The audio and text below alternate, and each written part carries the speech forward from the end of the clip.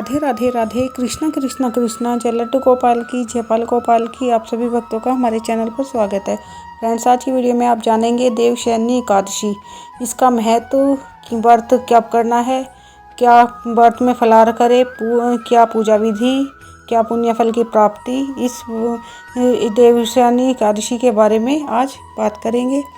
देवशयनी एकादशी है 20 जुलाई आषाढ़ मास के शुक्ल पक्ष की एकादशी को देवशयनी एकादशी कहते हैं। इस दिन से भगवान विष्णु को शयन कराया जाता है और वह कार्तिक मास शुक्ल एकादशी को जगाए जाते हैं। इस दिन से ही चातुर्मास का व्रत पालन भी शुरू हो जाते हैं, इसलिए एकादशी बहुत विशेष है। देवशयनी एकादशी में आप भगवान विष्णु, माँ लक्ष्मी की विधि विधान से पूजा करें, व्रत कथा जरूर पढ़ें। मैं अपनी हर वीडियो में बताती हूँ। अगर आप व्रत रखते हैं या जो लोग व्रत नहीं रखते हैं वो भी अगर विधि विधान से भगवान विष्णु, माँ लक्ष्मी की पूजा करते हैं, पंचामृत से स्नान कराते हैं, अगर श्री विग्रह है और अगर तस्वीर फोटो है तो गंगाजल लगाकर छींटा लगाएं। इस तरह से भी आप पूजा करें। पीले वस्त्र धारण कराएं, धूप दीप नैवेद्य से पूजा करें और व्रत कथा जरूर पढ़ें। व्रत कथा पढ़ने वाले को भी और सुनने वाले को भी, दोनों को ही पुण्य फल की प्राप्ति होती है। इसीलिए व्रत कथा पढ़नी बहुत ज़रूरी होती है। जो लोग व्रत करते हैं वो भी, जो नहीं करते हैं अगर वो भी व्रत कथा पढ़ते हैं और भगवान विष्णु, माँ लक्ष्मी की विधि विधान से पूजा करते हैं एकादशी वाले दिन, तो उन लोगों को भी पुण्य फल की प्राप्ति होती है। ओम नमो भगवतो वासुदेवाय मंत्र का जाप जरूर करना चाहिए।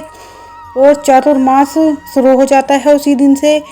उस चातुर्मास के नियम, आप कोई भी एक नियम ले सकते हैं। कुछ लोग पूरे चातुर्मास यानी 4 महीने तक व्रत करते हैं, एक समय भोजन करते हैं, कुछ एक दिन छोड़कर करते हैं।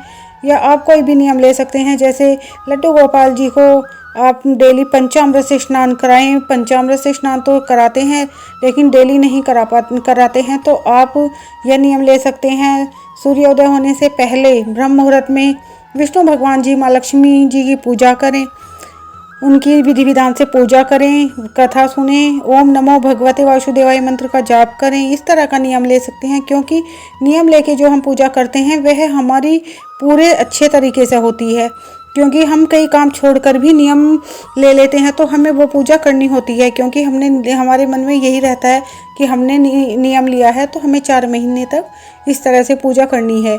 और अगर हम नियम नहीं लेते हैं तो 4, 5, 6, 7, 8, 9 बजे तक भी पूजा करते हैं लोग।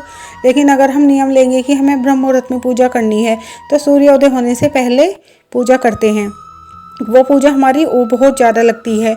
और इन 4 महीनों में भगवान जी से निद्रा में चले जाते हैं, क्षीर सागर में निद्रा करने चले जाते हैं, तो इसीलिए देवशयनी एकादशी कहा जाता है इसी एकादशी को। इस एकादशी में इस एकादशी से ये जो चातुर्मास शुरू हो जाता है, इस चातुर्मास में जितनी पूजा पाठ जब तब किया जाता है उसका अनंत गुना पुण्य फल की प्राप्ति होती है। इसीलिए इन 4 महीनों का विशेष महत्व माना जाता है। इन महीने में सावन मास भी आता है जो 25 जुलाई से लग जाएगा। उसमें भगवान शिव का आशीर्वाद प्राप्त किया जाता है। भगवान शिव और श्री हरि विष्णु भगवान जी की पूजा की जाती है, दोनों का आशीर्वाद प्राप्त किया जाता है। इसीलिए ये महीने बहुत महत्वपूर्ण होते हैं। इन्हीं महीनों में सभी तीज त्यौहार आते हैं। बस जैसे शादी विवाह इस तरह के उत्सव नहीं होते हैं। वह कार्तिक मास में जो देवउठानी एकादशी होती है उस दिन जब भगवान श्री विष्णु भगवान जी को नींद से उठाया जाता है, तब उसके बाद विवाह जैसे शुभ कार्य शुरू हो जाते हैं। इसीलिए इन महीनों में हम जितना भी पूजा पाठ करते हैं उनसे हमें बहुत पुण्य फल की प्राप्ति होती है। वह हमारे जीवन में बहुत लाभदायक होते हैं। इसीलिए हमें ये विशेष ध्यान रखना चाहिए कि भगवान विष्णु की वो जैसे मतलब जो पूरे महीने पूजा नहीं कर पाते हैं तो वो लोग क्या व्रत करें, कौन से व्रत करें। जैसे पूर्णिमा का व्रत है तो आप लोग पूर्णिमा का व्रत जरूर करें, या एकादशी का व्रत करते हैं। और अगर आप जैसे सप्ते में पड़ता है बृहस्पतिवार का व्रत, बृहस्पतिवार का दिन भगवान विष्णु को बहुत प्रिय होता है।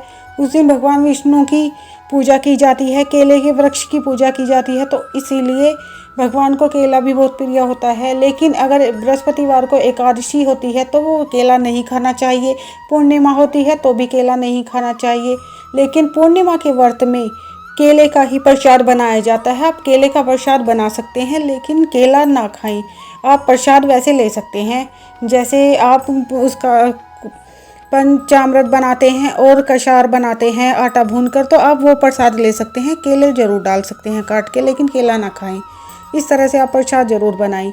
इसीलिए क्योंकि बृहस्पतिवार को छोड़कर अन्य दिनों में आप केला आराम से खा सकते हैं, लेकिन बृहस्पतिवार को केले की पूजा की जाती है, इसीलिए केला नहीं खाया जाता। इस तरह से आप बृहस्पतिवार के व्रत रख सकते हैं इन 4 महीनों में। इस तरह का आप कोई भी नियम ले सकते हैं, कोई अपनी मनपसंद चीज़ का त्याग कर सकते हैं इस तरह। और जैसे आप कोई भी लहसुन प्याज नहीं खाई जाती है, वैसे वो तो आपके ऊपर निर्भर है, लेकिन अगर जहाँ तक का हो सकता है, बहुत से लोग तो सावन के महीने में लहसुन प्याज का प्रयोग नहीं करते हैं, या कुछ लोग पूरे चतुर्मास में लहसुन प्याज का प्रयोग नहीं करते हैं, ना छोड़ देते हैं। और अगर आप छोड़ सकते हैं तो बहुत अच्छा है, और नहीं छोड़ सकते हैं तो जैसे एकादशी वाले दिन लहसुन प्याज का प्रयोग ना करें घर में, पूर्णिमा वाले दिन ना करें घर में, बृहस्पतिवार वाले दिन ना करें घर में, लहसुन प्याज का खाने में प्रयोग ना करें, सात्विक खाना खाएं। इस तरह से आप भगवान की पूजा अर्चना मन और भाव से करते हैं तो भगवान स्वीकार करते हैं। और इस एकादशी का विशेष महत्व है, क्योंकि इस एकादशी को भगवान श्री विष्णु क्षीर सागर में शयन करने चले जाते हैं, और कार्तिक मास की एकादशी देव उठानी एकादशी को नींद से जगाए जाते हैं, इसीलिए इस देवशयनी एकादशी का विशेष महत्व माना जाता है। तो फ्रेंड्स, इस एकादशी को भगवान विष्णु माँ लक्ष्मी का विधि विधान से पूजन करें। जो एकादशी व्रत करते हैं वो तो जानते ही हैं, मैंने अपनी और वीडियो में भी पूजा की सारी विधि बताई है, तो पूजा तो उसी तरह से होती है एकादशी व्रत में। बस ध्यान रखें। राधे राधे राधे, कृष्णा कृष्णा कृष्णा, जय लड्डू गोपाल की, जय पाल गोपाल की।